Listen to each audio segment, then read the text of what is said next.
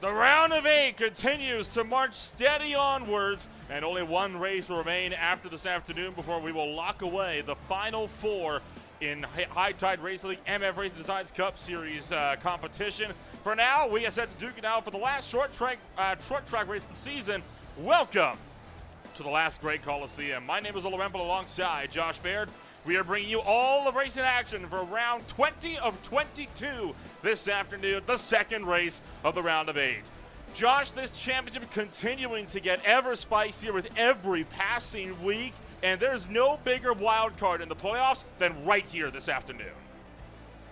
This track is one of the most iconic tracks that you could possibly pick for a playoff round, so I am very glad that we are able to participate at Bristol Motor Speedway tonight, and it's really going to test the mettle of these guys throughout this season because they're going to be really fighting those cars. I think it's going to have a huge physical and mental wear on these guys to try and keep them straight around this track, and it's really going to throw a wrench in these standings tonight. Benjamin Lacey still stands on top, but only by 10, and then from there, second, third, and fourth separated by just 1 point. Scott Shire, Tony Hilburn, and Dalton Kilroe currently the drivers on the bubble spots for the Final Four. Dustin Ping, Brian Dees, Michael Thorpe Jr., and Ty Marasco all trying to fight their way in. I think a lot of eyes are going to be on Thorpe this afternoon. He has not had a good playoff run so far. He just barely managed to squeak into this round of 8, and with a let's be honest, a less than optimal run in last week's race, he is definitely going to be hunting big time for a good finish here this afternoon. I agree, and I think with Michael Thorpe, he really just has to hunker down and put out a clean finish. I know that's not his type. He likes the aggressive style and trying to really push that car to its absolute limits, but it's going to take a lot of discipline from him tonight to be able to pull off that epic comeback. But this is kind of a track of attrition, so he's got really an opportunity that if he has a clean race, some of those guys in front of him may trip up and give him the opportunity to overtake those spots and make his way into the final round of 4.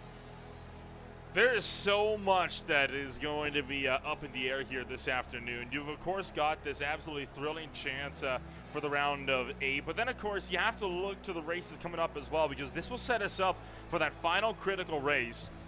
Darlington Raceway, a track that could arguably be more tricky than Bristol or easier. It depends on kind of what your tastes are for Darlington. But you know for a fact that the Lady in Black is going to be the ultimate punisher for anybody that fails to have a good outing here this afternoon. Yeah, I just look at the history of this season so far, and you got places like Rockingham that feels like it was so long ago, but these guys have gained so much experience, so places like Darlington are going to be very difficult for them as they've had a couple of easy tracks, but Bristol will set them up very nicely to be able to prepare themselves for what will be a difficult track next week. But man, with it being a chase for that Final Four and just a few points spread, I really think these guys are going to have to give it their all tonight and next week if they want to make that cut. 17 drivers so far have put down qualifying times. 19 are getting set to take to the grid here this afternoon. Mike Thorpe Jr., Michael Ashmore, the lone 2 that have so far not put down times. Nick Nickerson, the driver that has really had a huge upset for the season as he was looking to be one of the title favorites, was constantly up there. One missed race, though, costs him a chance to get into the round of 8 and into this championship as a whole, but he is still putting that car on pole, proving why he thinks he deserves to be in that finals cutoff spot, and he is definitely going to be gunning for a lot to see if he can come back in Season 3 better than ever. But with all that said and done, the checkered flag getting set to fall on qualifying here this afternoon.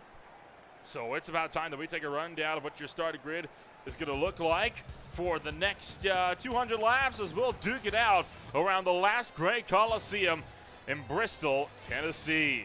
Started on pole position here this afternoon. It'll be none other than Nick Nickerson with Ty Marasco for Team MFRD starting beside him on the outside pole for the front row. 785's Benjamin Lacey brings it up on row number 2 on the inside with MFRD's Dalton Kilroe down in the number 4 spot. Tony Hilbrand closes out the top 5 with Taylor Butcher Benjamin making another part-time start down in the number 6 spot. Brian Dees for MFRD is in 7th with the Texas native Kevin Foster in 8th. BC Sim Sports' Eddie Hagge brings it up in 9th. Rounding out the top half of the field is Ping Precision Racing's Dustin Ping. Scott Schreier on the back half of the leaderboard tonight in the 11th position. David Leakey's going to be sitting in 12th with Bob Berry in 13th. 14th is going to be Jason Greenwell with Connor Gibson in 15th, Sean Williams in 16th, Carter Phillips sitting in 17th, and then Michael Thorpe Jr. If he wanted a good run tonight, he's not off to a great start in 18th with Michael Ashmore rounding out the 19-car field. Well, the good news for Thorpe is this is definitely going to be a race of attrition here this afternoon, and he has got a lot of opportunities to get himself up at the head of this field here before the end of racing action this afternoon. So he is still not out of the woods, but he is still very much cutting through them with that machete in the UNOH Dodge Charger. We'll see what he can do throughout the course of this afternoon. Meanwhile, the field getting set to roll out. Dalton Kilroe going to be missing the call. That's really big news from a driver that has been so dominant throughout the course of the playoffs. He's been fighting his way round after round, and now with him starting from the pits, there's nobody more on the back foot than one of the drivers that's trying to fight his way into the Final Four. That is not a great start for Dalton Kilroe, and man, he's third place, tied for third place right now in the standings. But that means that there's still three guys, alongside or in front of him. So he's kind of sitting at the bubble tonight. So sitting right on that bubble and having to start from the pits is not a great way to get off to a good start here at Bristol.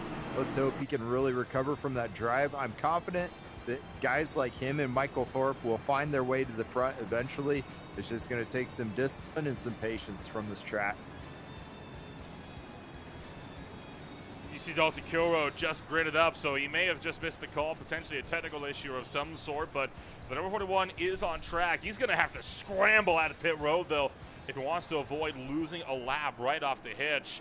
And we'll see what will come out of that machine throughout the course of this race. But for now, 200 laps about to kick off from the Bristol Motor Speedway. As always, we are happy that you are joining us here on a very beautiful Monday night to kick off the final days of July. The pace car down in the pit road from the last great Coliseum. It's go, go, go!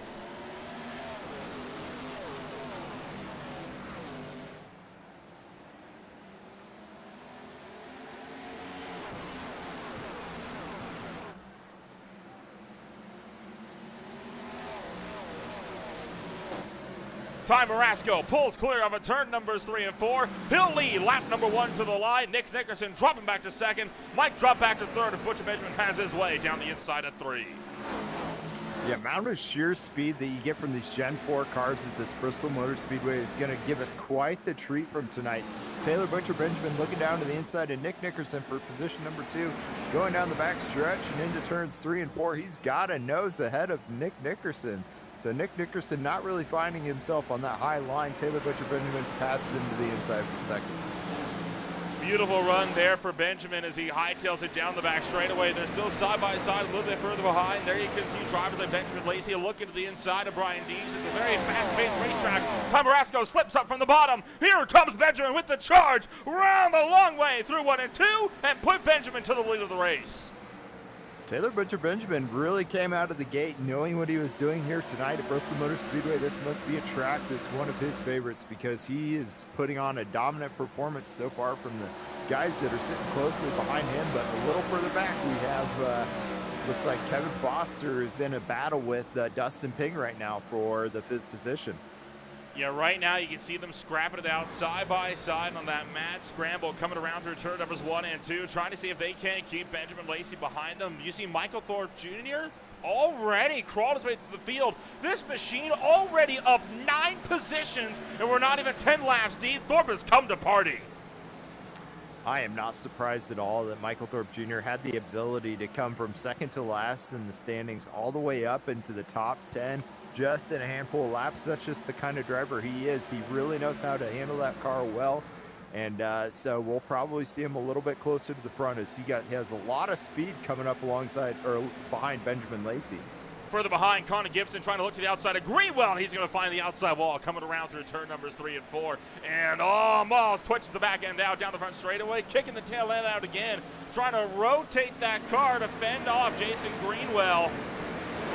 A fierce, fierce dogfight right now for P11 up on the racetrack. Single file elsewhere throughout the field, and I've got to be honest, I'm a bit surprised we haven't had our first yellow flag of the night. Usually at Bristol, cautions tend to strike very, very early when the track's not very rubbered in, when all the tires are cold. These drivers, though, they've been doing a great job on hanging on so far through the early goings of this race. Team MFRD looks like they are on the backslide big time. Yeah, MFRD showing a little bit of struggle early on in this race, but the crazy thing is Atlanta started out a caution fest, and I kind of expected that to kind of go out free and green in the first couple laps of the race, so it's almost a reverse from Atlanta Motor Speedway to have it so green early on. And these guys are just showing once again how talented they are to be able to handle these cars around such a small track with so much horsepower. Does make you wonder what might be in store for us later on in the race if we're going for the reversal of last week's race at Atlanta Motor Speedway. Here you see Connor Gibson along with David Leakey, Jason Greenwell, Scott Shire in the mix. Looking to go side by side. Eddie Haggy getting squeezed into the outside wall by Carter Phillips. The BC Simsport driver up to 14 on one of his best runs so far of his career. Tracy Haggy driving that one in deep, and right behind him, Sean Williams looking to follow him through. Haggy round the outside, he'll pick up the 30. Haggy looking quick right now, and it looks like Carter Phillips got close to Sean Williams there, putting up near the wall. Got a little bit of tight through there. Sean Williams able to poke that through, and now he's able to overtake Carter Phillips. But those two guys really taking off out the gate, as it looks like we got Connor Gibson once again riding up towards the wall. And even more critically, playoff contender Michael Thorpe Jr. just picked off one of his other playoff competitors, Ty Marasco, and now Lacey trying to follow through as well, looking to go around the outside. That number one car struggling early on, does not have a lot of short run pace, it looks like. Thorpe already up to 5th place after he started way down in 18th, and we're only 19 laps in. Yeah, Thorpe having an epic run to get himself towards the front. I wonder if maybe he just had a couple of those tiny little collisions with the wall during the qualifying sessions. You know, even tapping the wall just a bit on a qualifying run can end that run. So hard to tell what exactly happened to Thorpe, but with his pace right now, I can't imagine that he had a terrible run throughout qualification. Taking a look here, this is on the first and second laps of the race. Watch Thorpe here. This was his drive to get up to 14th place from the number 15 spot right off of the hitch. And then take a look at this, because this man made up four passes, in just one lap, and this is how he did it. There's Sean Williams, there's Scott Shire, and now looking to get around Eddie Haggy and Jason Greenwell. It does not get much more commanding than that. That's how you make up places quickly at Bristol. Yeah, and I love the methodical engineering of getting around those cars. He didn't really push the envelope too much. He just let his opponents get where they needed to be and just went faster around them. So that's exactly what he needed to do to get himself to the front, incident-free, to really save his playoff hopes for tonight. And now Nick Nickerson charging back to the inside of Taylor Butcher Benjamin, the pole setter, trying to see if he can't retake the lead. Benjamin way up on the top shelf, and there are two playoff contenders, Hilbrands and Ping, both pounding the back bumpers as well of these two, trying to find a way through, but 3 wide, not an option in Gen 4 machinery. Yeah, Taylor Butcher Benjamin just reeling a little bit compared to his start, so Nick Nickerson looking to take advantage of that. We'll have to see if it's some sort of mistake or if the tire wear just got to him a little early on, so he's having to reel back his performance just a little bit to help save some of those tires. But Dustin Ping is looking to make himself in the mix as well as Tony Hilbrand. So a little 4-pack going on right now, keeping it nice and tight as they fly around this tiny track. It is insane how quickly the laps tick away here. I mean, we're talking, 15-second laps, kind of mid to high 15-second laps right now. The best lap times of the race were in the high 14s for most. Nickerson finally clears for the lead. Dustin Payne back to the inside, trying to see if he can't follow through on that number 10 Mustang. And Tony Hilbrands, he wants to pick up the final step of the podium as well. Michael Thorpe Jr. getting himself into the fray, and I think Benjamin just found the wall off of 4. Yeah, that's going to slow up Benjamin quite a bit, so hopefully he can regain his composure here and try and get himself back into those positions. It seems like that high line is beginning to slow him down a little bit, and these guys are taking the low line around the track to pass. So I think that maybe there's something to be said about that low line gaining some grip early on. While all this is going on, Carter Phillips continuing to slip back as he gives up a spot to the 75 machine of Bob Berry. Sean Williams is in trouble with Connor Gibson. And behind them, Dalton Kilbrough, the driver that started from pit road. Word on the street for that number 41 MFRD machine, his VR headset crashed leading into this race, which is why he had to back out and get himself resorted. He was not able to get that issue resolved before the gridding phase. So that explains why he had to start from pit road. You can tell he is struggling big time deep in the field. Oh, hard hitting the wall for Gibson. Gibson struggling once again. I think he and the wall have not been getting along very well this season. He has some great runs in him. Just gets a little too close sometimes. I don't think he's super comfortable with that Larson line, getting him on that top side. It has worked for him in the past, but it usually creates a little bit of scrapes there, and he's finding his way around still. So he's just going to trail a little bit here as we're 34 laps in. Maybe he'll gain some more composure and get a couple spots back. But yeah, just a little bit of a setback for him. Still single file throughout much of this field. David Leakey trying to see if he can go around the outside of the 89 machine of Sean Williams, but Williams going to pull clear. So Leakey not able to mount an offense in the Zero Foxtrot Motorsports machine. The sun is setting. We might be under the cover of darkness by the time this race comes to its conclusion. But you can see right now all that sun beaming down on turns 3 and 4. That's heating 3 and 4 up a lot right now. Not nearly as much as turns like 1 and 2, where you got some of the shade from the grandstand still coming over the racetrack. Yeah, we'll have to see if we can get some track temperatures right now, but those will cool off significantly as the day progresses. So 90-degree track temp, that's not terrible for these cars. We've definitely seen a lot worse. I believe we hit 125 at Atlanta, which caused a lot of the issues. Yeah. So I think they're probably right at the right temperature for the track to have a good amount of grip. Battle for second has caught lap traffic. Carter Phillips, the first driver to go down a lap. Nickerson pulling out a 1.4 second gap now. Dustin Pink still trying to keep Tony Hilbrands at bay. Hilbrands lunges to the inside, trying to go for the number 2 spot, but Dustin Pink going to fend him off on the outside line. Further behind, Thorpe cuts off Lacey down to the bottom side, trying to get around Phillips, and right now, Phillips is kind of caught with nowhere to go and nowhere to hide as he is being ganged up on by 4 different playoff contenders at the same time. Thorpe turning up the heat on Benjamin Lacey. Once again, trying to defend his position. He's caught on the outside, though, which doesn't seem to be the ideal line so far tonight. So you're going to see him push himself really hard to try and keep that line working for himself. I think as these ties, as Lacey nearly runs down into D's, going through the first couple turns right there, he was able to keep it off of him, but D's getting a little tight coming out of the corner, has to back off, and now Ty Marasco's to his outside. Boy, this is a fantastic scrap here for about the 4th spot in the racetrack. Ty Marasco getting some of that long run pace that he's known for back into the car. Around the outside, D's trying to pick off Lacey as well. Next one up the road, Michael Thorpe Jr. We don't have to get to see races go long into green flag runs at a track like Bristol, but I'm really glad we're able to see this afternoon, because this racing so far has been absolutely stellar. Marasco back to the bottom, and I think Marasco now a serious threat for the race lead.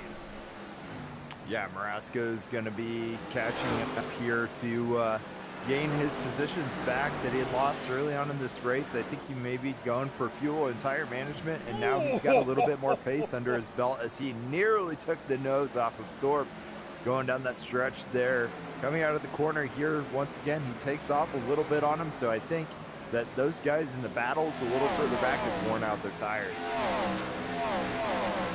Checking the lap times between Nickerson and Marasco, and you can see he's losing about 1.5 to 2 tenths every lap back to that number 1 car, and I don't feel like that's going to be shrinking at all as time moves along. Sooner or later, that number 2 car is going to be looking in the mirrors, trying to keep an eye out to see where is that MFRD number 1. And all of this, well, we're about halfway through the fuel run as well. Fuel run was anticipated to be about 90 to 100 laps. The report was it's unlikely we're going to get to that point because of cautions. At this point, though, we're halfway through that. I think it's a real possibility we can get green flag pit stops tonight. Man, these guys have been notorious all season for green flag pit stops, and what a crazy track to have to deal with that. I'm sure that some of these guys don't even know which side of the pit stalls they're on the track because they haven't really sat down and thought about it. I know whenever I come to Bristol, I always get confused where I'm supposed to actually be pulling into pit. But tonight we're going to find out who's really done their practice to try and get themselves prepared for green flag stops. Well, the good news is that all of the pit stalls are only on the front stretch pits. Nobody is going to have to pit on the back straightaways. That makes their job a little bit easier. But you're right in saying it is an extremely difficult pit road to get down onto at this racetrack. I mean, they're flying around through these corners going, what, 90, 100 miles an hour. Pit road speed, less than half that. Good luck slowing down your car this early on. And keep in mind, you pit here, you're going down at least 2 laps, maybe more.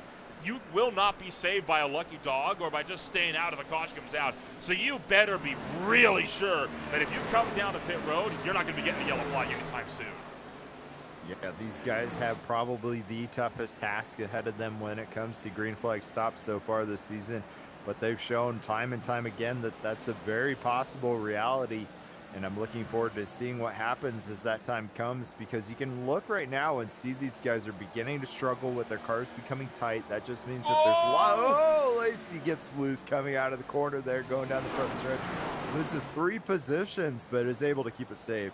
Yeah, just clipped that apron coming through 4. Good job on hanging on to that one. We'll keep it green.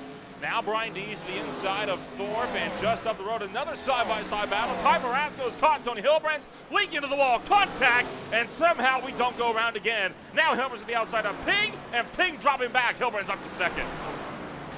Hilbrand's up to second. Ping falling back a little bit. That very bottom line seems to be really struggling for these guys as they begin to have these tight conditions.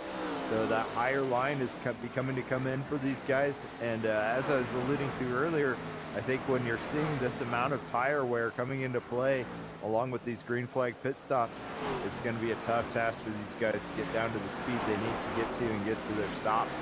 That also means that a good green flag pit stop is really going to be super effective here today. So I hope these guys got their practice in. I want to point out, we only just hit 15 minutes into this race. Oh boy, oh whoa, Hilbrand's way low on the racetrack. So some problems going on here for Tony Hilbrand's, and Carter Phillips, you see, letting them through on the back straightaway. What in the world has happened here to the 92? We'll take a look back. There you see Carter Phillips getting into the wall. Dustin Pink checked up. But coming around through turn numbers 3 and 4, I don't know what that one. I mean, back that one up a little bit more because Carter Phillips happened after that incident. So I have to back that one up. Oh, there's Connor Gibson getting into the wall. Yeah, we'll try a little bit earlier. Maybe this will be, this will be the answer right here. And, oh, he ran to the back and then got tipped by Marasco. That is a great save from the 92. Yeah, great job by the 92. The one really had no idea how to get through there without creating that sort of contact. And so it was just a really nice save there after they came up on a car that was really struggling to keep that speed up. And as we begin to see this lap traffic get through the field, we're going to see the leaders struggle trying to get around them to maintain their position. Reminds me a lot of multi-class racing on the road course, right? At a track like this, lap traffic, it's not an abnormality. It's just a fact of life, and you got to deal with it. Whoa, Dees checking up big time, cutting Thorpe a little bit of a break as he got a run on him coming around through turns 3 and 4. Now they've caught up to David Leakey up the road, who again is already 1 lap down. Already, only 13 cars remain on the lead lap. I want to point out, we're just past 16 minutes into this race. And if this race keeps going like this race isn't even going to be an hour long.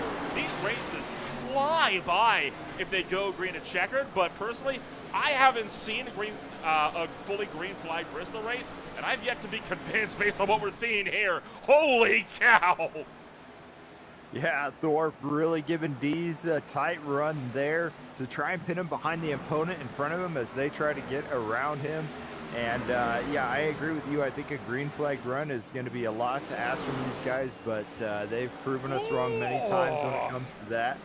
and it will be a quick race, but a lot of these guys struggle. Oh, as Lacey gets into the back of Leakey right there.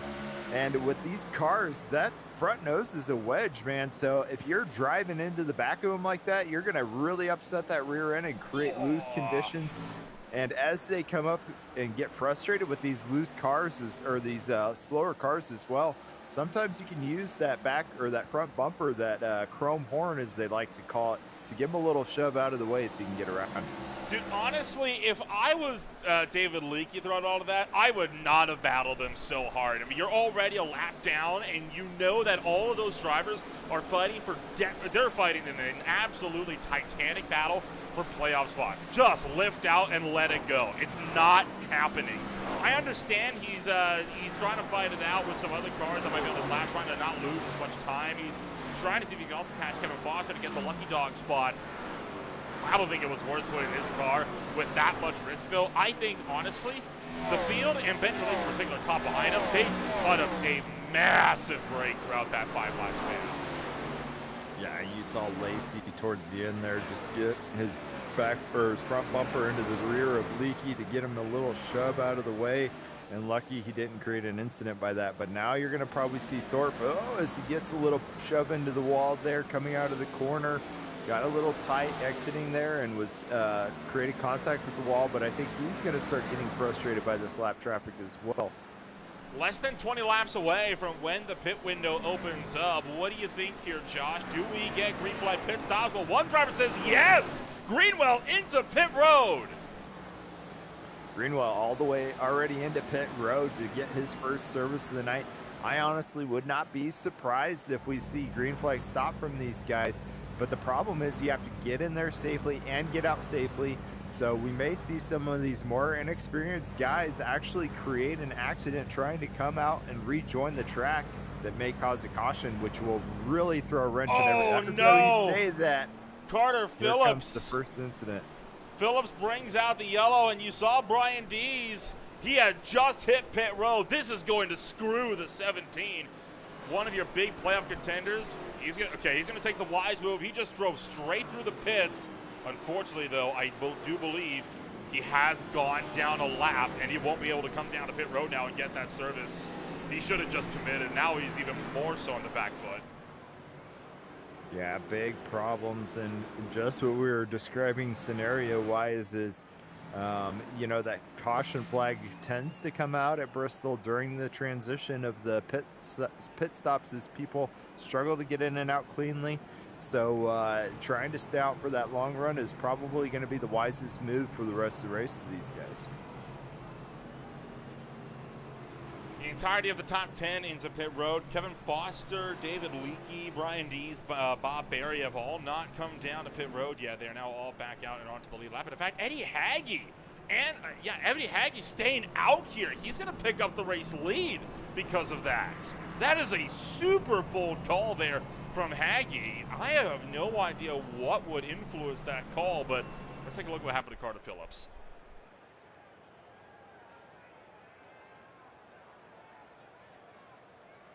All by himself, just off of turn 4, slams the wall and drifts down, and nowhere for Hagee to go. Finished him off. Hard hit into that inside fence. That spins him all the way around. Yeah, unfortunate night for Carter. Just got some time to learn still. I mean, he doesn't have a ton of experience like the rest of these guys have, and so that's just another learning experience for him on how these cars handle at a track like this, and just an unfortunate ending to collect Hagee in that as well. I think Hagee, his decision to go into the pits later was probably to avoid all that traffic going into the pits. I know that's a strategy I've used before when I knew it was going to be a crowded pit lane, just wait an extra lap because it gets pretty crowded down there at a track like Bristol. I so badly want to kind of join you on saying, yeah, I mean, Phillips is figuring out how this car works. The problem is, this is his 8th start this season. I mean, you would have thought there would be some improvement by now, but so far, I mean, the best result he's had on the season, 16th at both Watkins Glen, Indianapolis, and at Charlotte Motor Speedway. It has not been a pleasant season. He's DNF'd out of almost half the races that he's run. I mean, it's one of those drivers where I just don't think the Gen 4 suits his driving style at all. That's why he's been struggling so much this year. Yeah, unfortunately, this car has been a little bit of a struggle for him. And, you know, it comes with some experience. And hopefully he gains some more of that as he progresses throughout his season. But it's not been a good foot for him to stand on so far this season. Maybe in the off season he'll get a little bit more practice and he can come into the next season a little more seasoned. I guess if I could say season any more times. But you know, the nice thing is too is you get the fast repair, which gives you that opportunity for a second chance. So hopefully he'll be able to take advantage of that and get some more laps turned here at Bristol. Carter Phillips sent to the tail end of the field. Nick Nickerson in control to the Geico restart zone. Green flags back out. We're underway at Bristol for the second time tonight. Nick Nickerson got a decent jump on Ty Marasco and Tony Hilbrands. Hilbrands using that low side to try and gain an advantage on Ty Marasco. It should work well for him. Yes, it does. He's able to pull out that pass. That low line right at the get-go when you have fresh tires is the best spot to be on this track, but then you begin to slide up as the tires wear. So now is the time you'll see a lot of these guys stack out or thin out to a single file line and try and take advantage of that line. Dustin Payne gets around the outside time. Marasco, yellow flag out for the second time. And oh no, Brian Dees, one of the championship contenders involved in the front straightaway. He will not get the lucky dog free pass. He was in the midst of a battle for it.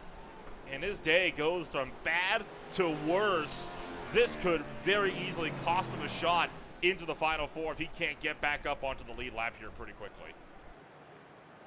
Yeah, he's not having the best of luck tonight. I think I saw. Wonder where this. Oh, he got loose all on his own. Big time. That stacked him up. David Leakey had a run. He had nowhere to take it. Spun it around. Kevin Foster got in there as well. Oh man, Jason Grebo kicked him up. I'm very curious to see how race control will rule this because technically David Leakey did run him over, but on the other hand, Brian Dees got loose. And there's a very good argument that could be made that if Dees doesn't get loose, he doesn't get hit by David Leakey in that corner. So I'm curious to see how race control will rule this. He was wrecking all the way through that corner. I was going to say, I imagine that the fault will go to Brian Dees for that one, which is not what he wanted if he's trying to make his way into the Final Four. Trying it on board with David Leakey here with this. We'll try to get a better look at that one. We'll back that up just a little bit more and then show you again. But I mean, he had already hit the outside wall, and you can already tell how unstable that whole car was through the corner. And I mean, Leakey never throttled up. He never throttled to get into him. That's just wrong place, wrong time, it looked like for the most part.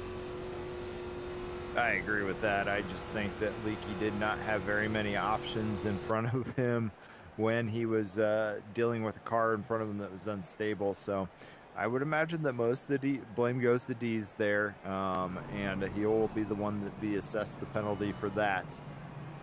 But it's not a good time for Dees to be pulling off any wrecks like that because he really needs to preserve his spot on the standings. Well, there is confirmation on that one. Brian Dees will be getting at the end of the longest line penalty for that one, and that's just another shot to the knee because now he's not only a lap down, but he's now at the very tail of the field as well, and he's in pit road trying to get damages repaired. He will get out before he loses another lap, so he'll remain one down, but this has not been his night at all. No, if he could hit the rewind button or the give me or the mulligan button, there would be pressing that pretty hard tonight because it's not been going his way. But looking at another guy that's had a run of bad luck that's having a little bit better luck tonight is Thorpe Jr. I think he's appreciating the opportunity that Dees is kind of having that issue tonight because that gives him the opportunity to surpass him in the standings and earn his way into the Final Four.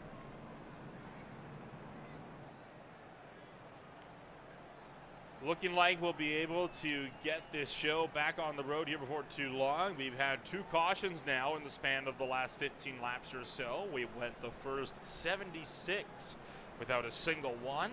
So they do have it in them to get that green flag run back in. This track is cooling. You wonder if that'll have an impact as to how they drive throughout the latter portions of this race. We go green this time by.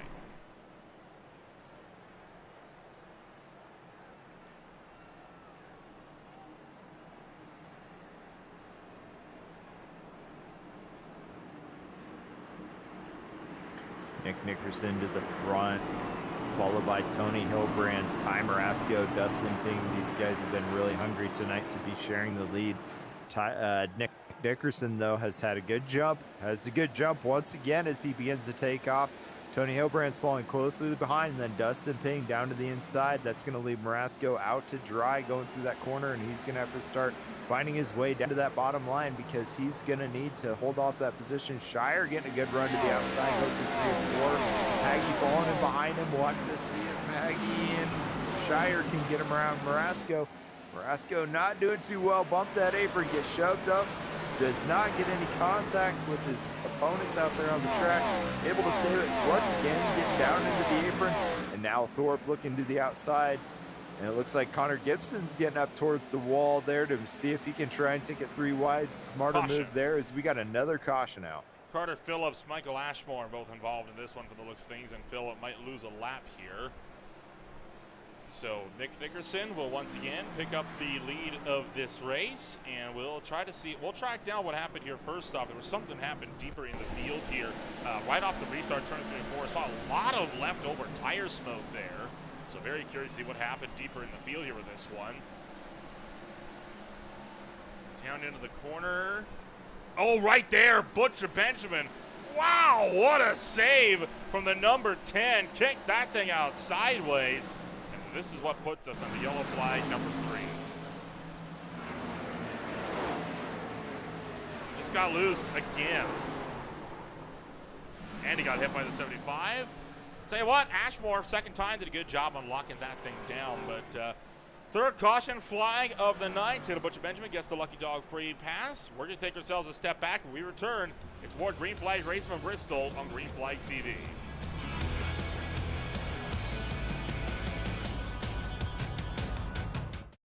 Racing isn't easy, but experiencing it is. iRacing puts you in the driver's seat with the industry's leading sim racing game. Drive on laser scan replicas of the greatest racing circuits from around the world. Go head to head against other drivers chosen by skill-based matchmaking to ensure competitive racing at every level. Compete across all your favorite series in officially licensed cars engineered to deliver the most accurate driving experience possible.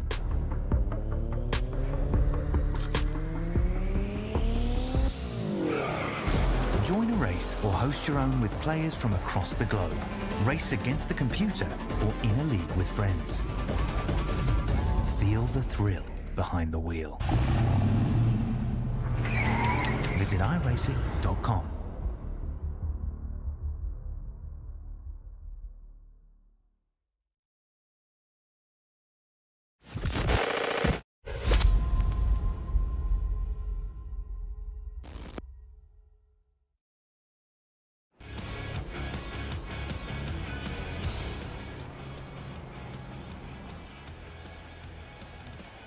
Now we'll get my microphone properly queued up, but welcome back to Green Flag TV. 2 laps to go before we go back to Green Flag Racing for Bristol Motor Speedway. Make that about a lap and a half now. Nickerson continues to lead.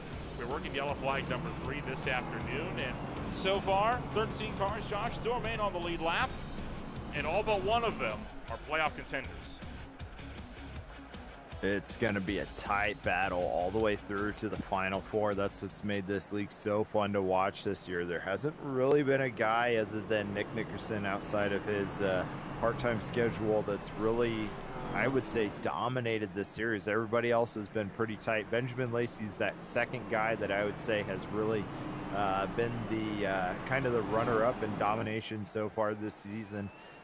But everybody else has been really tightly battled. I think the competition is really tight this year in the High Tide Racing League.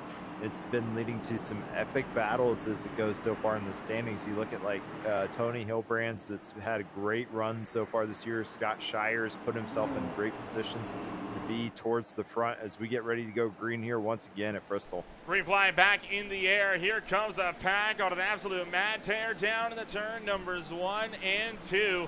And out of turn number 2, single file throughout the top 2, but they are side by side for third place. Scott Shire, Dustin Ping, both under a blanket, and they are pulling away from the rest of the pack behind. Scott Shire having a really good run to that outside there. Dustin Ping getting tight through that corner. I think that the cars are beginning to show their tire wear at this point with these starts and restarts. Looks like Carter Phillips may have a drive-through penalty for that most recent incident. Yep, had to start from the rear of this on the rear of the grid and serve a drive-through penalty for causing his second incident of the night. So he is going to be having served that, so he is now good to go. He'll be looking to bounce back throughout the course of this race. Meanwhile, drivers like Kevin Foster still looking to make up more time, but Foster right now, the car was outside David Leakey, not a driver he is battling with. He has got to try and see if he blows up to Dalton Kilroy. He's the first car on the road he's battling with. Foster is mired in lap traffic. Yeah, Kevin Foster's doing really good so far tonight to be able to lock himself in the 11th position, but he's got a lot of traffic around him right now. He's got to sort through. So he's just got to hunker down and put down clean laps so that way he can keep up with his competition that's a little further ahead. Halfway down, 100 down and 100 to go. And Ty Marasco putting in the clutch there, trying to see if he can potentially clutching. I'm going to try that again. Seeing if he can clutch and coast his way to the end on one tank of gas in case they don't have another caution. Hey, man, that's a tongue twister right there. Clutch and coast is not a word that comes out very easily, but MFRD has been notorious, especially Ty Marasco has been the guy this year that has been the clutch and coast master. And I think, like I was talking about earlier, you kind of want to shoot for the overrun on your opponents when it comes to, or the overcut on your opponents when it comes to pit stops here, because there's almost guaranteed to be a caution with how difficult the transition is between pit lane and the track. So great job by Ty Marasco to give himself that little bit of advantage to try and make that run longer than everybody else. Battles on for the lead. Tony Hilbrand's going around the long way of Nickerson and put Hilbrands into the lead of this race for the first time all night long. Good run there for Hilbrands as he'll take away the top step. Hilbrand's finding that outside line to work really well for him. That low line's starting to wear out because of the worn tires at this point. Look at that massive amount of speed that he's able to get on Nickerson there to take over the lead. Great job by him, and it looks like he's starting to pull away a little bit. So I think the tires are just about perfect for Tony Hilbrands as well as the track temp right now. This might be his time to shine. Meanwhile, other drivers like Ty Marasco and Dalton Kilroy are in a big battle. There you see Brian D still a lap down, trying to get himself around Jason Greenwell.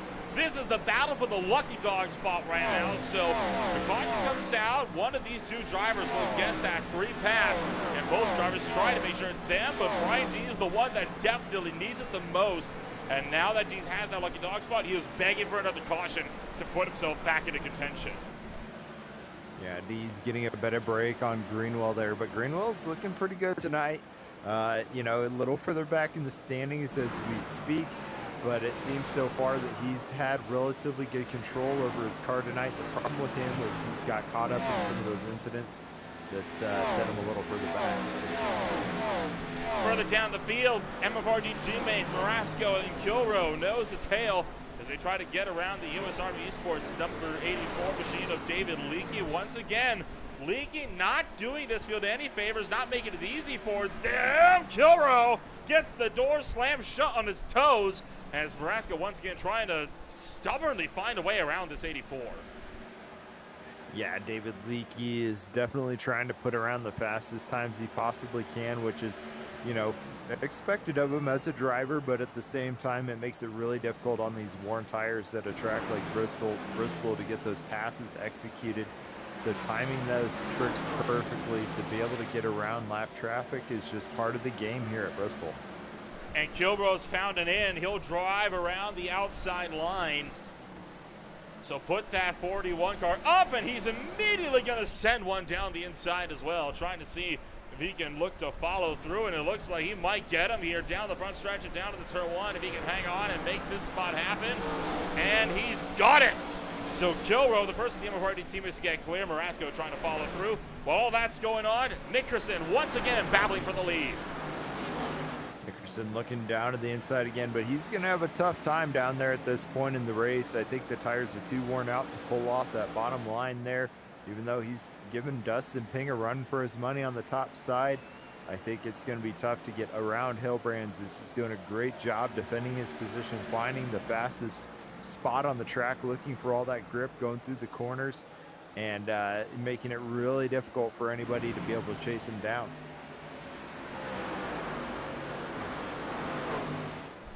Turning lap 118 as we work the back straight of it. We are well deep into the second half of this 200-lap race. And there's still a lot about this race that is yet to be decided. Michael Ashmore pulls his machine down and into pit road, and that looks to be for scheduled service. Looking for double file again, as again that Coors Light Mustang to the inside, but he just cannot find any momentum in the bottom lane. Yeah, he's really struggling to find that momentum on the bottom lane. And, you know, kudos to Dustin Ping. I really think he's fast tonight. You know, seeing him on podium steps, usually so far this season, haven't always gone his direction. I know we've seen him near the podium steps a couple times, but unfortunate incidents have put him further back in the field. But tonight he looks really strong and really clean. So I think Nick Nickerson's going to have a tough time with him out there on the track. Further down in the field, more drivers trying to go nose to tail. Scott Shire, Benjamin Lacey, Michaelthorpe Jr., and Eddie Haggy, after almost going a lap down under a few caution, about 40 laps ago now, able to get himself back up into contention, and now trying to see if he can't upset that playoff structure as he tries to see if he can't mount the charge on that 34 machine. Yeah, he's got a good run going on right now as Shire's a little too slow on that lower line, holding up Thorpe from being able to execute that pass. Lacey able to get back out in front of Shire. Oh, that's brave. Now looks like Thorpe is down there. Oh, 3 wide coming out of 4. Michaelthorpe Jr. licked the stamp and sent it. I think Thorpe right now is starting to drive a little angry now that he knows he could be in a much higher position, and he is right now struggling to keep that car with some good forward momentum. He knows he cannot afford to be side by side with Shire. He knows he's in good need of a good points day. And while 6th place is great, it doesn't help when you're still running 4th and 3 of your main contenders are all ahead of you. Yeah, I think with Thorpe, this has just been kind of his narrative so far this season. I feel like he always has been on his back foot and has had to fight his way up, and look how great they were able to pull that off. And the caution flag is out. Yellow flag out again, not sure why or for what. All we know is there is a yellow flag on the racetrack. So guess what that means? Caution flag puts them in the fuel window, which means we aren't going to get any more green flag stops, and this is going to be the last stop of the night. Kevin Foster slow on the racetrack. He may have been one of the ones that caused it. Tony Hilbrands is into pit road. We'll try to dissect on what brought out this yellow flag in just a moment. I suspect there's something to do with that number 8 car based on how he's being forced to get behind the pace car. And so here comes the field. Yeah, this is going to be a race off pit lane here. You know, under caution flag, you don't really see a ton of changes, and we'll see who's been saving fuel to get themselves maybe a jump on their opponent, trying to get that extra spot.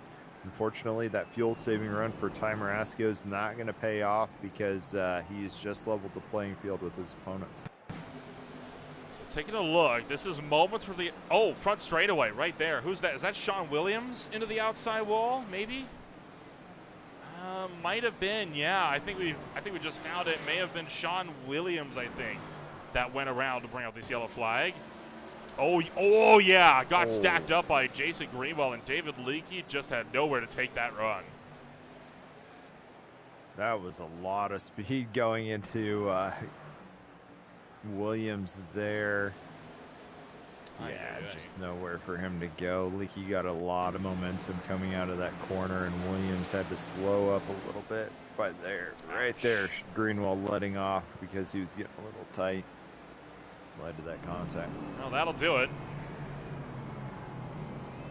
Yeah, like I was talking about earlier, that wedge that's under that front of that nose is just it's a ramp for the rear end there. So you get a lot of front end contact. You're just going to lift that rear and send that car off into the direction that it wants to go and create caution flags like that. So what this does, this allows for Brian Dees and Bob Berry to both stay out. They will have to pit again, but now they're on the lead lap. So they'll line up at the tail of the field. If they can get another caution, that will be a lifesaver for the both of them. So this race still not yet over. There's a lot of time yet for something to go awry for this field and for Brian Dees to get some good points. You know what they say, cautions breed cautions, and that's what those guys are praying for right now, because if they have to pit under green flag conditions, their race is far gone, because they're going to get put significantly more laps down. So a huge gamble for those guys to try and get that extra lap back and just pray for another caution. Lights out. We go 1 to green this time by. It's a huge question as to what's going to happen throughout the course of this race. With not a lot of time left to go, the whole of this race could be over in less than 20 minutes if they run this thing green to the end. But the laps still leave for a lot to go down. Will we get another caution? Will Dees get lucky, or will he be forced to pit again under green and cost himself some good points this afternoon? Pace cars off, restart zone. Loud pedals up, we're back to green. Great job by Nickerson getting himself back towards the front of the field. Hilbrand sitting at second. Oh, he's lost it! Oh! Around goes the 2, and that won't be it will be a caution. Thought we weren't going to get the call at first because he was so far down to the racetrack. But the pole sitter and dominant driver of the day, down and out. Well, guess he gets their laps back now, because the early caution allows them to get themselves back on the lead lap. So they're thanking Nick Nickerson right now. Just got loose on his own coming out of that corner. All the hallmarks of cold tires right there. All of them. Because he had just come down to the pits. The track's that right now the coldest it's ever been at 86 degrees Fahrenheit. Cannot convince me that was not down. It's just cold tires and getting too aggressive on the throttle.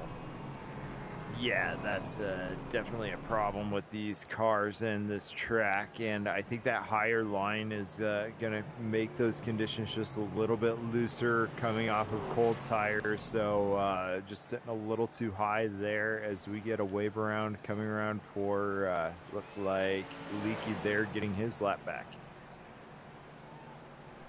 Nickerson sent to the tail of the field. We'll restart this race with under 70 laps to go. Want more action on Green Flag TV? You got it quite a bit coming up. 3 road course races, back to back to back. On regular shows, the Beer League will be out for race number 2 at the Red Bull Ring. Their first time at the full Grand Prix layout. That'll be at 9:20 p.m. Eastern Time. The final race in July, on July 31st. To kick off August, the Speed Cup Series is swinging out to the Chicago Street Course at 9:15 p.m. on Thursday night. But Tuesday night, in place of Omar Sorrell, one of the drivers there, hosting a special invitational race, the Legend Road Invitational. That'll be at Road Atlanta over in Braselton, Georgia. They're running the Legends Ford 34 Coupe for a 1-hour timed race. That'll be an interesting one to see how that's all going to pan out. That'll be starting tomorrow night at 8:45 p.m. Eastern Time. Pretty good shows coming up on Green Flag TV. I know that there's quite a few series just outside of HTRL that are worth tuning into, and those are just a couple of my favorite series that I like to watch outside of the High Tide Racing League. Next up, though, we got Nick Nickerson all the way to the back of the field. Do you think he can make a charge to the front? Absolutely, I think he can. He has been up at the front of this race all day long. Whenever he's in the lead, he can charge away pretty early. He's got a lot of short-run pace. I think he can easily get back up to the lead. Give him about 30, 40 laps. He'll be up to the top 5 again, I'm willing to bet. Yeah, he's been laser quick all night. The problem is the lap traffic has been in his way, but other than that, he really hasn't had a ton of passing opportunities. So now those guys are going to be fighting with him for position. I don't know if they're going to be as quick to give up those positions to him now that he's got to fight through the hard way to make his way back up to the front. But with as quick as he has been tonight, I think he'll find himself towards the front again. But Hillbrands is very thankful that he can now lead the field to green. Stacked up, doubled up, ready to go once again. Coming to the close of yellow flag number 5 on the afternoon. Just shy of 60 laps to go. And the Mopar 92 will work through turn numbers 3 and 4. Pace car pulls down into pit road, into the Geico restart zone. We're back to green flag racing from Bristol. Yeah, great job by Hillbrands. Having the ability to take control of the field there is a great way to get that jump and get that gap between you and your opponents. But Lacey really slow through there, so it gives Thorpe the opportunity to look down to the inside, going through wide through that corner. They weren't able to pull it off, though. Thorpe backing off was a smart move. Whoa! As Lacey has to check up after nearly getting into Shire. That caused Thorpe to get check up as well. And Thorpe is really hungry to get around Benjamin Lacey right now. And Lacey stepping it out, nearly going around on turn number 4. Here comes Kilrow to the outside. Thorpe makes contact with the left rear of the 7. The 7 checks right into the shorts of the 41 car, and that lets Thorpe scream to the inside. Michael Thorpe Jr. back up to 6, trying to fight it out with Benjamin Lacey for that 6th spot, but Lacey is not giving in. Benjamin Lacey looking like he's really having trouble keeping alongside these cars. He's just on a different little pace than they are right now, but it looks like he's beginning to get settled out. Thorpe is probably just as hungry. Whoa, as he goes right back to the inside of Lacey. Wasn't able to pull off that move, though, as he closes that gap once again to try and get behind Lacey. These drivers showing absolutely no fear and absolutely taking no quarter as they run around this racetrack. Eddie Haggy trying to keep one in front of Scott Shire. You got Dalton Kilrow in the mix as well. While further behind, the battle is on. Drivers trying to maintain those momentum runs. There you see Nick Nickerson already up to 11th, just outside of the top 10. While Taylor Butcher Benjamin looking to the inside of Thorpe, trying to pick him off and bump him down to 8th. Yeah, Taylor Butcher Benjamin looking like he had a lot of speed catching up to Thorpe, but Thorpe holding that high line, going through those corners now, was able to pull back out. That gave Marasco and Dees the opportunity to close that gap just a little bit more on these guys as well. And so it's going to be an epic battle for the 6th on back right here as these guys try to sort themselves out. Brian Dees looking to the outside of his teammate. And Dees could very well pick off Ty Marasco here, and he's going to do just that. So Dees around the outside, and Thorpe once again screaming to the bottom side of Benjamin Lacey. Thorpe knows he's got to go because Benjamin is right there, and Benjamin wants to go for a win as much as anybody in this field. Even though he's not fighting for a podium, these guys are still fighting for those last scraps of honor that are left on the season. Thorpe going to bump Thorpe down to the 8th spot. Oh boy, and he kicks it out again, nearly goes around. Yeah, I think Thorpe is really trying to push this car to the limits to get himself in a situation where he can execute these passes. There he goes to the high side, trying to find that grip on the outside there of Taylor Butcher Benjamin. And he's got enough power on that low side there that he was able to hold him off for another lap. And look who's back in the mix, Nick Nickerson. All the way back up into the 9th position after having to start from the back of the field. As we expected, a lot of speed from that guy. Michael Thorpe Jr. takes it down low. Benjamin Lacey trying to see what he can do as he wants to stuff that 34 car down on the inside. Benjamin Lacey picking it up right up there with that 6th place spot. Further behind, Ty Marasco screams to the inside of Brian Dees, and he cannot quite make the move further up the road. Nick Nickerson also trying to overtake Taylor Butcher Benjamin. The lead is only separated by 0.2 of a second right now, so a lot of battles right now that we're all keeping our eyes on. Yeah, that Thorpe switch back to the inside of Lacey there to try and get that inside line going through 1 and 2. Taylor Butcher Benjamin closing that gap on Thorpe here. So it's going to be an epic battle here in a couple seconds as all these guys are really trying to get around Benjamin Lacey and lock themselves into that 6th position. Nick Nickerson looking to the inside of Taylor Butcher Benjamin, has a nice little run of momentum, but Butcher Benjamin getting a nice run out of the corner, deep into the brakes for the number 2, getting around Taylor Butcher Benjamin coming out of the corner. Now Thorpe looking back to the inside of Lacey. Here we go through the corner. Are they going to be able to pull off this pass? No. Thorpe tucks in right again behind Lacey to look for another attempt. Thorpe is getting desperate now. He is absolutely giving it the beans as he tries to get around Benjamin Lacey. Now looking to the outside line as he works out the front straightaway. Lacey slams the door shut. That was a brave block from Lacey to cover off the outside run. Thorpe cut him a break. He might not do so again. Sending one down the inside in turns 3 and 4, trying to make the move. Yeah, the problem with Thorpe right now, whoa, as he gets tied into Lacey there, was able to pull it off enough. He's got a good run on this outside here, but the problem is as soon as he gets out of the corner, Lacey shuts that door every time. So he's just got to wait for that opportunity to close that gap enough. But looks like a little further back, Nick Nickerson, Taylor Butcher Benjamin's creating a little bit of a stack up with their battle and trying to pass. Marasco looking to the inside of Butcher Benjamin. Let's see if he can pull off that run deep into the brakes here on that corner number 1 or 3 and 4 there. Pulling out to the backside of Nick Nickerson is Marasco. I don't blame you. The turns tend to blend into one another at some point or another once this race gets to that certain point. Fights on as well for the race lead. Let's ride on board here with Dustin Ping as he tries to hunt down Tony Hilbrands for the race lead. It looks like Dustin Ping right now has a lot of good momentum, but it's really hard to find that opportunity to try and pass Hilbrands. It's probably going to take a mistake from Hilbrands at this point as they're just close enough to have that gap close up, but not enough to execute a pass at this point. Utility is trying though, and he is again giving it his all as he tries to get to the back end of Tony Hilbrands. He's just got to get a good run coming off a turn number either 3, off of either turns 2 or 4. If he wants to get himself in with a proper charge for the race lead here. But man, these guys are absolutely getting aggressive. They know it's the final quarter of the race, and if they're going to make a move, they got to do it soon. Yeah, that's a good point. You want to get those moves in because the tires are only going to get worse and worse. There's no more stops for these guys that make logical sense at this point.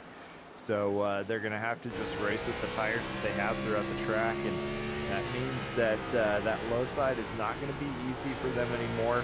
The thing you're really going to have to hope for is that the opponent in front of you makes a mistake as the race progresses, because 15-second laps at a 200-lap track like Bristol will wear you out very quickly because you're just constantly fighting that wheel. Thorpe once again screaming to the inside of Benjamin Lacey, cannot make the move. He is giving it everything right now, but that 7 car is giving it his all right back. They have caught Dalton Kilrow. This is a 3-way scrap for that 4th spot. Now trying to look for the outside, trying to go for the over-under. Lacey knows that he's under heavy fire. He's trying to get around Kilrow before this leads to Thorpe breaking around him. Man, Thorpe has a lot of energy pent up right now. I hope he can keep his cool just a little bit, because right now he needs to finish well if he wants a shot and making that playoff cutoff spot.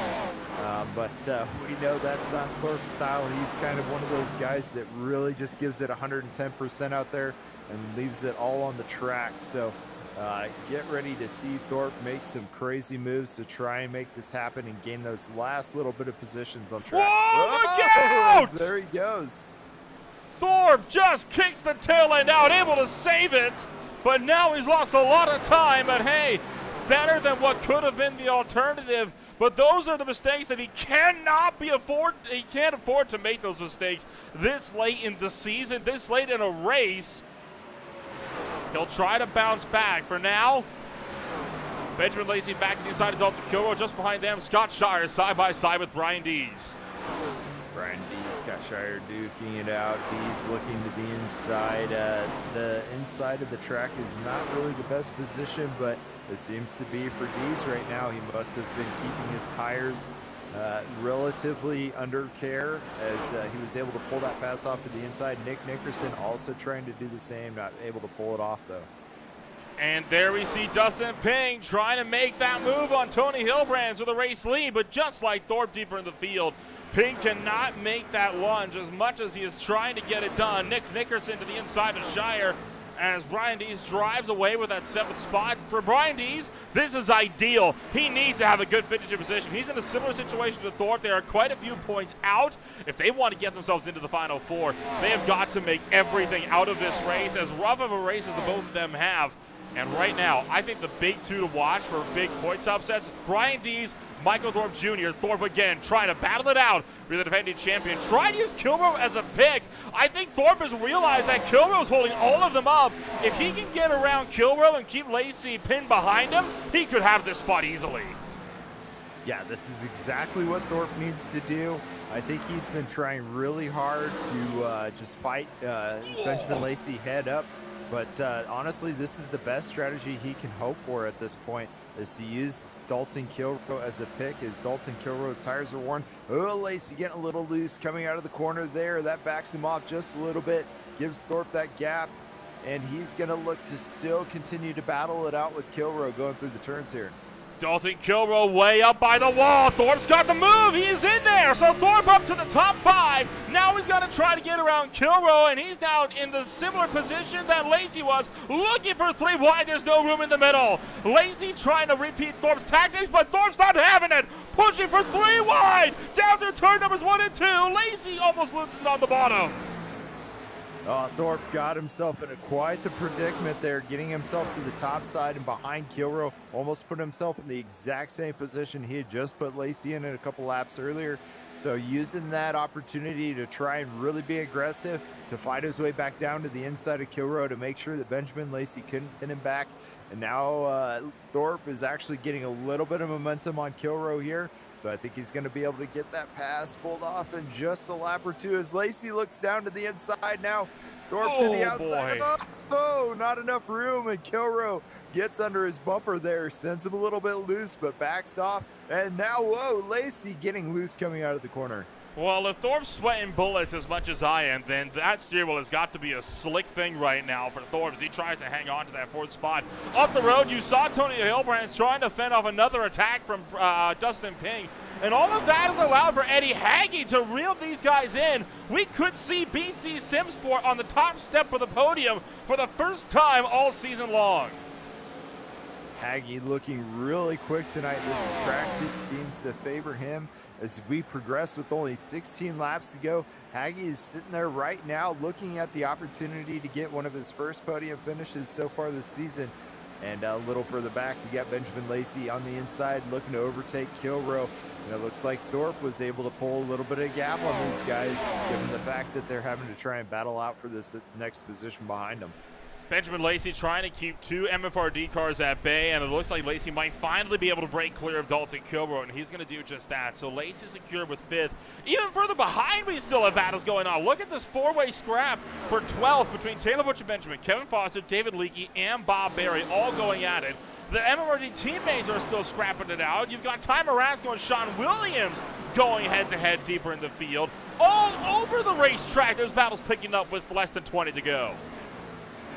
Yeah, it's been amazing seeing these guys keep it so nice and tight throughout the track so far this race, and able to pull it off. It seems like those lines are just good enough that you can keep a good battle going as long as you're able to keep that car underneath you. But it looks like right now we got Dalton Kilrow to the outside, chucks the wall just a little bit. That's going to be, not as costly as I thought it was, as he had a lot of momentum going down that stretch. And now down in the turn numbers 3 and 4. Here is the scrap for the number 2 spot. Eddie Hagge to the inside of Dustin Ping. Hagge cannot afford to wait. Carter Phillips, his teammate, pulls to the inside, lets Hagge through, and he will take the 2nd spot away. So Hagge's through to 2nd. Can he challenge Hilbrands for the win? Really good job by Haggy there to get Dustin and Ping up there along the wall and keep it clean at the same time. That's exactly what he needed to do to pull off an inside pass this late in the race. It seems like Haggy's got a lot of tire left in his car, and he's got a lot of power to be able to get up and close that gap on Hilbrands. He's going to have to make that pass the inside, though, because Hilbrands has done a great job tonight on holding that outside line. And he's not going to let Haggy take this one without a fight. Last lap by, Hilbrand's about half a tenth slower than Eddie Haggy. That 97 car is right there, and he is on an absolute warpath right now, trying to take over the 92. This could be a huge upset for the playoff running as Hilbrand's trying to see if he can hang on to get some much-needed points to secure himself into the Final Four. Eddie Haggy doing a great job, but man, he's only got a handful of laps left if he wants to pull off any sort of pass. I think Hilbrands knows exactly where he needs to be out on that track to hold his position out in first, but Haggy's still finding a way to make that inside line work, and Carter Phillips is not giving up easily. He's hanging in there with these guys right now as Haggy looks to the inside once again, and he's able to get inside of Hilbrands. Not able to pull the pass off, though, as he has to back off. Still trying to make that move. Tony Hilbrand's off the top side at turn number 2. Still going to hang on. Here comes Haggy, though, charging to that bottom lane. 4 laps to go. This time by, does the 97 have what it takes? Haggy being the part-time driver, only 6 starts so far on the season. 0 top 5s coming out of that. So this is his first real shot at getting a podium tonight, and he is doing a great job so far at least holding second position, but I would not put it past him to be able to get in front of Hilbrands when the time counts. He's really able to pull off that inside line there.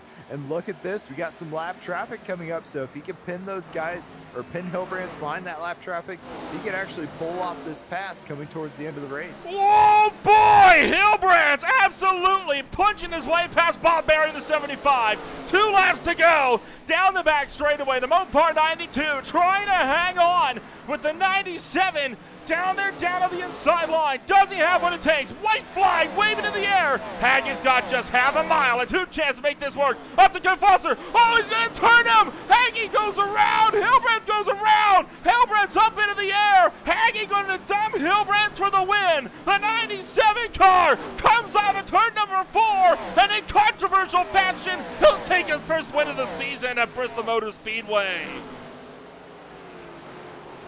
Oh boy, Holy that's cow. going to cause some problems. I can guarantee that. There's going to be no love lost between the 97 and the 92 after that. That could cost somebody a championship. Yeah, I did not put in the cards that was going to be the type of finish we had. It was a great race to the end. I wouldn't even know if I'd have to watch the replay if I would count that as an intentional spin. It just got really tight there as they were trying to fight through that lap traffic. But definitely controversial to say the least. But first win for Eddie Haggy, first podium finish so far this season for him as well. Hilbrands was looking set to try and come away at least with second place in the points. With him finishing all the way down in 5th, that puts Michael Thorpe Jr. onto the podium.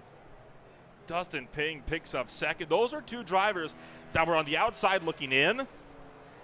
That could bump Hilbrands into an extremely precarious position, and that could be enough to get Thorpe in to the Final Four next week. But regardless, taking the race win. We're going to take a look for sure on what happened on that final lap there. Let's ride on board here with Eddie Haggy. I think this will tell the best story.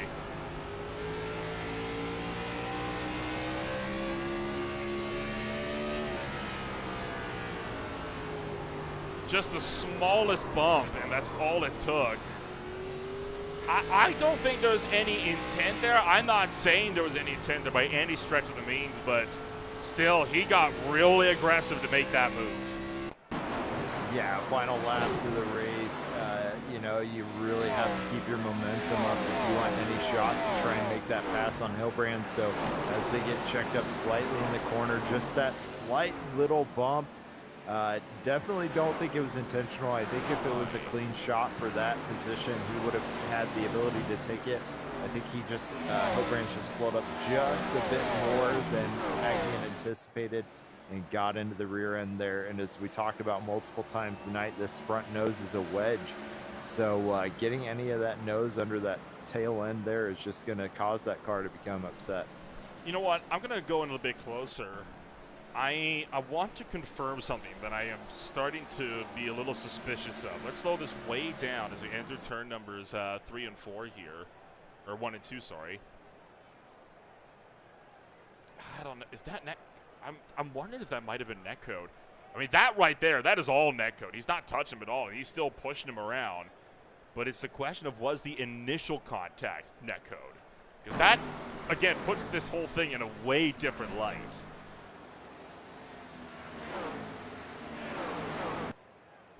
See if we can get a good view of this, hopefully, maybe. Well, might be able to get something there. We'll back this up a little bit more. Or potentially not. All right, here we go. We'll try to, there we go. So down into turn number 1. He never touched him. He never physically touched him, but I think with that angle, I think he was going to anyway. Oh, yeah, he had a lot of momentum entering in that corner, and I think Hilbrands was mainly slowing up to avoid those lap cars ahead of him. And honestly, I will go ahead and chalk it up as Haggy was really just trying to, go and, send it to try and get himself in that position to trap Hilbrands behind those lap cars and make himself use that pick to get those final laps and get that ability to pass him. And it just, unfortunately, Hilbrand slowed up just enough, and it created that contact. I really don't think that was intentional. Well, no doubt that's going to cause some discussions post-race, but regardless, let's take a rundown of your official post-race results here on this Monday afternoon. Eddie Haggy taking the win in controversial fashion. We'll talk to him in just a moment about that, of course, alongside Dustin Ping. Michael Thorpe Jr. just squeaking through to steal the podium away. Benjamin Lacey gunned it for 4th. Tony Hilbrands was able to still recover and does finish in the top 5. So could have been a lot worse for Tony. Brian Dees finishes 6th. John Williams 7th. Dalton Kilrose 8th. Nick Nickerson was 9th. And Ty Marasco rounds out the top 10. 11th was Scott Shire, 12th David Leakey, 13th was Kevin Foster, 14th being Taylor Butcher Benjamin, 15th Bob Barry, 16th Jason Greenwell, 17th was Carter Phillips, 18th Michael Ashmore, and 19th Connor Gibson. What a wild race we had here this afternoon. We'll see if we can't get in touch with the drivers that take home the race win at the end of the night and indeed the podium. We'll start it off first and foremost with that number 97 entry. Eddie Haggy able to walk away with the race win this afternoon and the first win for BC Sim Sport as well. And, well, Eddie, I think you know what I'm going to be talking about first. Talk us through that final lap. Well, I am a part-time driver. I'm trying to be sensitive to the guys running for a championship, but I couldn't really resist running Bristol. I saw the lap traffic coming, and I knew Tony wasn't going to let me get around the outside, and I thought I could just pinch him behind the traffic and maybe we'd catch him in a couple corners. I thought if, there was a chance we might bump. Certainly was not my intention to wreck him. I'm sorry that happened to him. But it's a tough line to walk when you're racing for a win, but also trying to respect people. It's a tough thing, you want to go as hard as you can, but you also want to be sensitive and you can't really think about that. But grateful he could still get a good finish, and I'm glad to win, but I just wish he didn't spin. Overall, there's still we still had a really good race this afternoon. I think only 5 cautions total on the day, 2 very long green flag runs at the start, and then, of course, the end. How does that kind of change how you drive this track from the norm that we see on iRacing, which is usually cautions breeding cautions? Yeah, I think I was joking with the guys in the lobby when we were starting it. It had the potential to be something kind of like the spring Bristol race we saw in the Cup Series, where you really had to save, and the guys that took care of their tires were gonna come out on top. And I think tire management definitely had a huge part of this race. I just love it. I think it's great when we can get long green flag runs, and I think that speaks to the caliber of drivers who race in this league. That we can go green that long, and that tire management is something that Ben and Dalton and those guys that they prioritize. Well, regardless, you're able to walk out of this one. You take your first race win here for BC Sim Sport here in the second season of competition. There we go. Finally found my words. Are we going to be seeing you out on track again before season's end? I would love to. Like I said, I'm part-time, and it's hard to run all the time for me on Mondays. But I love this group of people, and I want to run as much as I can. Yeah, I'll definitely try to make it out to a few races. Well, we wish you all the best of luck when we go racing once again. Hopefully we'll see you out of Darlington, and if not, that Homestead before season's end. Congratulations on taking the race win this afternoon, and we'll see you whenever we see you on the track again next.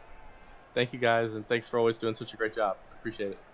Thank you as well. Eddie Hagge walks out of this one, the race winner for BC Simsport for the first time in 2024. Before we move down to our second place finisher, Josh, just want to update us. We have got to the official point standings in, and there's no other way to say it is absolutely tight right now. Dustin Ping and Scott Shire sit 4th and 5th of the points, dead tie. Only 5 points behind them, Brian Dees and Michael Thorpe Jr. Also dead tie. 4 drivers separated by only 5 points for the cut line. It's effectively winner takes all at Darlington next week as to who gets into the top 4. Yeah, it's going to be an epic finish, and these guys have proven time and time again that they're going to put on a thriller of a show. So I really think Darlington is going to be an epic showdown to try and lock in those top 4. And with the shakeup today, with all the drivers and the issues that they've had, is going to be a really good time, I think. We'll move on down to our second place finisher here this afternoon. We'll bring Dustin Ping for Ping Precision Racing into the broadcast booth. Josh, you're standing by with our runner-up. Dustin Ping finishing second on the podium, and I'll tell you what, man, I think the hardest spot, second position, I think I've seen all season. Just always seemed like you were fighting for that second spot on the podium. So congratulations for earning that hard-fought battle. Why don't you walk us through this whole race today? Not expected a second at all. I mean, I didn't shocked beyond belief with that. I struggled all practice. I thought I was slow, and then come race time, I was like, oh, I'm actually quick. But I kept burning the right front off. And that last run with Tony, I just blew my right front off. I just couldn't get around, and he was just rim riding basically. Just nothing I could do. Yeah, it seemed like the high line and later in the runs became the way. So passing on the inside became extremely difficult. Did you find yourself having to use that strategy a bit to create some defensive positions? And then towards the end, when you saw the incident between Hagge and Hilbrands to lock yourself into second, tell us a little bit about how you felt those final couple laps as you saw that take place. I was hoping they both wreck, and I'd go around them and get the win, but it didn't happen. And I ended up hitting Tony. I just had nothing there at the end. My right front was completely gone. It was like in the 20s. So, yeah, it was completely shredded. So. Yeah, I think you guys put in like 70-some laps, almost 80 laps towards the end of that race there. So I can only imagine how much the tire degradation became a factor towards the end of the race. Looking forward after this nice second-place finish, that gives you a great shot in the standings going into the next race. Can you tell us a little bit about your game plan going into Darlington? Try not to wreck. I have not ran these cars there, so I have no idea what I'm getting myself into. So. Yeah, that Lady in Black is going to be a tough track for anybody to tame coming up. Looking forward to that. Is there anybody else you'd like to thank for your second place finish tonight? Activa, Conrad Group, and Ping Precision Auto Glass. Well, congratulations, Dustin Ping, once again jumping up 8 spots to finish second place tonight.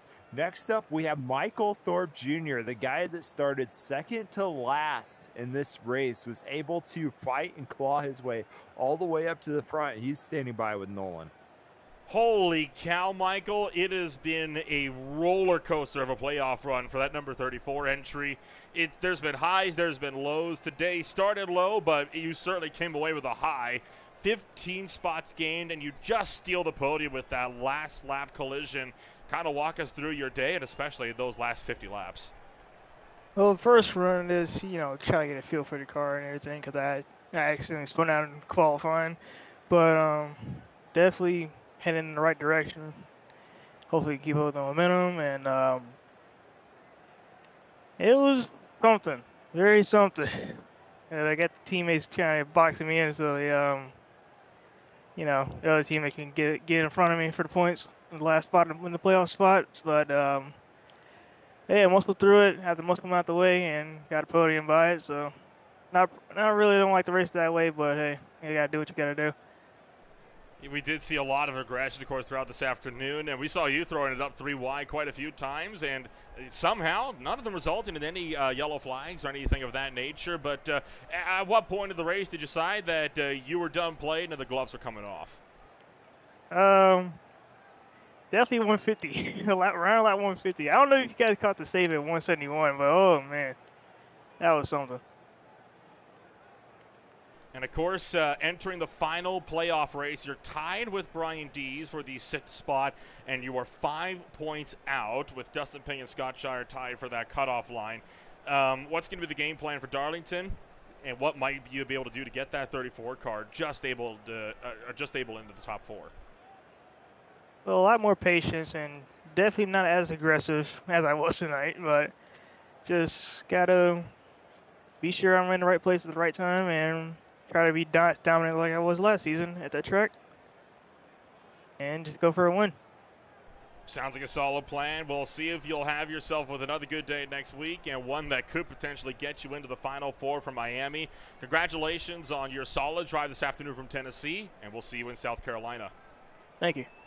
Michael Thorpe Jr. walks out of this one with the final podium spot. Was set for 4th, but with Tony Hilbrand's incident with Eddie Hagge on the final lap, I will put him just into that final podium position. Here are the official playoff standings after Bristol. Benjamin Lacey with the lead pretty easily. He is effectively locked in to the Final Four. Tony Hilbrand is up there as well. He is right now clear by 5. Dalton Kilroe clear by 2. And then Ping, Shire tied for that final cut position. And I think this does a good job of showing just how monumentally close it is. There is absolutely no room for error all throughout the season. Yeah, I think I look back at this season so far and all the little stories that have been told so far this season. You know, you think of Michael Thorpe Jr. that's had adversity and he's overcoming that to get himself into a position where he can actually come out and make that Final Four cut.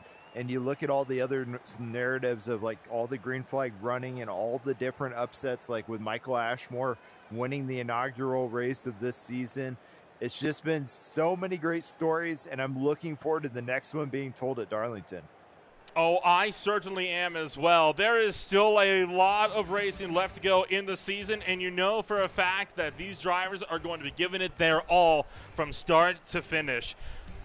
If you want to check out more exciting green flag racing, look no further than to the Legend Road Invitational. That'll be tomorrow night at Brazos in Georgia and Road Atlanta. Don't forget to check out the Beer League as well. They're swinging out to the Red Bull Ring in Austria for their first trip around the full Grand Prix layout. And then on August 1st, the Speed Cup Series is out at the Chicago Street Course. Holy cow.